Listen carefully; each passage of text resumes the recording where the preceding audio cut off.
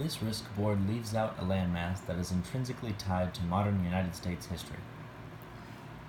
Not Five Eyes partner New Zealand, or former territory the Philippines, but the island of Cuba. Though an artistic choice on behalf of Hasbro Games, Americans tend to also leave Cuba off the map. Jim Rasenberger addresses this cultural scotoma in his book, The Brilliant Disaster.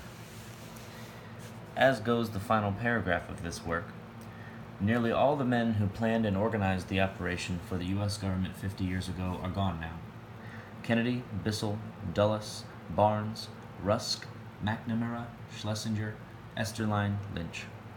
To recall these men in the spring of 1961 is to recall America at a moment before a very great change, when certain myths of American power and honor were disrupted, perhaps forever.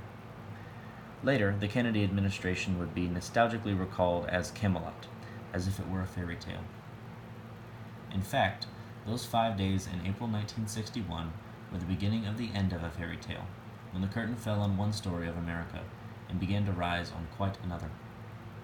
As this final paragraph suggests, this book is one centering on the Bay of Pigs invasion. It investigates, in a narrative style, the impact of personality, both domestic and international politics, and bureaucracy on decision-making. It also presents a cautionary tale of which those intending to impact the policy of tomorrow should take heed. This book presents the importance of the people making the decisions by introducing them at length. This typically includes arguments about their cultural upbringing and demeanor, how their individual life experiences and roles shaped their stances on the issues surrounding the operation is also discussed. An important aspect of the work is to be expected: politics.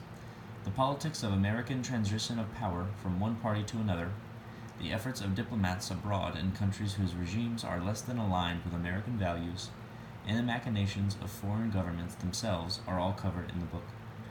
The role of bureaucracy in interagency cooperation, or, in this instance, rampant miscommunication, is presented as a landscape that must be conquered to enact good policy. Particularly interesting in the case of Cuban-American relations in the 1950s and 1960s is the rapid deterioration experienced, seeing an instance in which each country snatched an adversarial relationship from the jaws of a fruitful one due to projection of biases and fear. This piece, while historical in nature, is close enough to contemporary times to elicit useful lessons on a case study that should be investigated further by those interested in foreign policy.